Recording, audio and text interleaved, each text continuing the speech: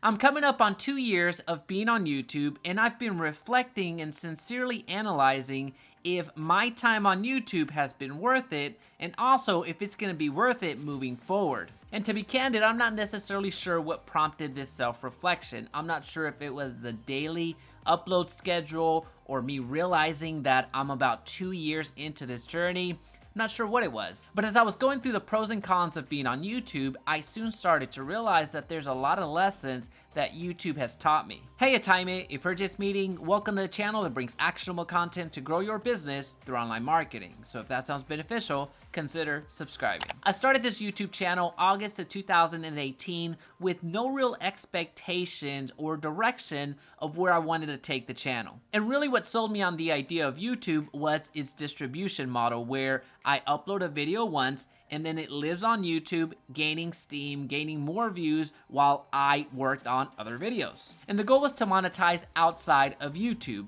not depend on YouTube AdSense. And as of this recording, this channel has about 7,500 subscribers, over 250,000 views, and about 450 videos uploaded. Now, those statistics are not impressive by any stretch of the imagination. I just share those to give you some perspective. I've seen people hop onto the platform and just blow right past me, and I've seen some other creators that started out well before me and I've been able to pass.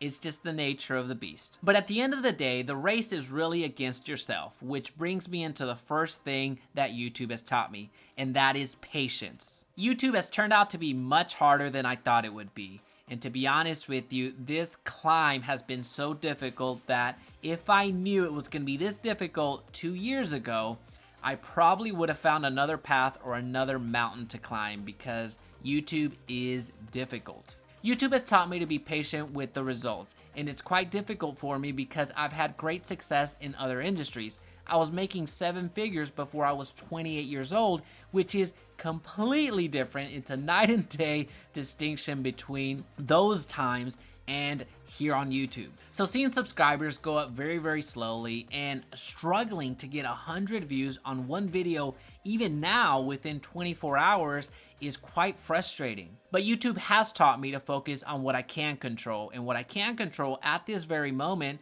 is the video that you're seeing. So focus on the video that I'm making today, and then the results are gonna happen. So I just gotta keep going, keep improving, and the results are gonna happen. They just are. And this one's been quite difficult for me because I've had to adapt the mindset of don't quit when you're tired, quit when you're done. So having that type of discipline, especially at the pace that I'm going at the moment, which is uploading 1 YouTube video per day.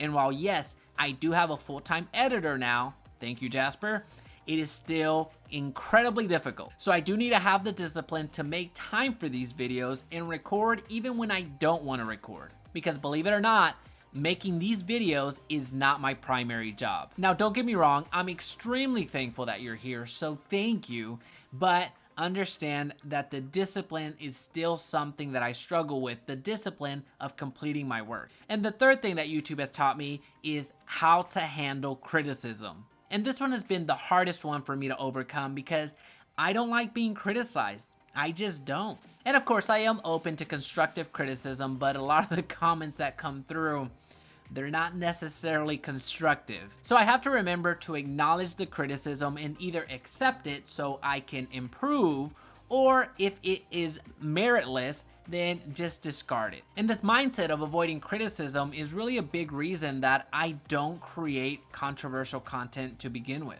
I mean, the most controversial content that I've made on this channel is probably the one about LionDesk and why I left LionDesk, which everything in that video was true and I wouldn't take anything back, but I still had the VP of LionDesk and the CEO of LionDesk reach out because they weren't fans of that video, which at the end of the day, I understand they have a business to preserve, but also it is a free speech issue. With that being said, even though I have gotten better at handling criticism, you're not gonna see too much controversial content from this channel. Another thing that YouTube has taught me is creativity. I'm a very 1 + 1 = 2 type of person, somebody that gets to the point rather quickly, no real fluff and puff in this channel or any of the videos that I make. as you probably have already guessed. So it's taken me a while to get more creative with my topics, more creative with my delivery, and just more creative altogether. Because at the end of the day, I'm competing for your attention. I'm competing against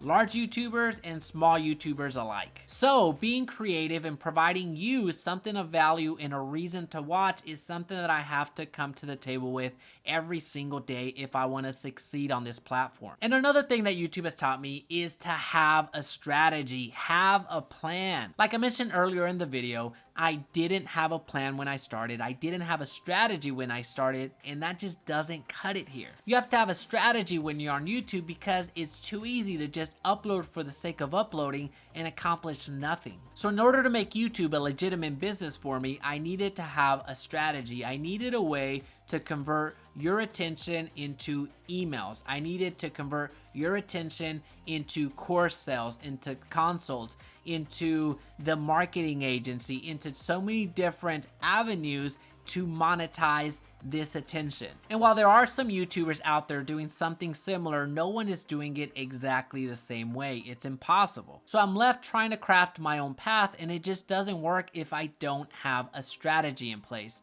And really what's helped me the most is modeling what YouTubers are doing in different industries, not necessarily the one that I'm in. So I've been able to model those channels that are doing fantastic with merch sales, those that are doing fantastic with course sales, those that are doing group coaching, and those that are doing YouTube by itself. So I've been able to take what's good and what's bad and kind of adapt it to what I want it to look like. So what I'm trying to say is, if you're thinking about getting on YouTube, go ahead and give it a run.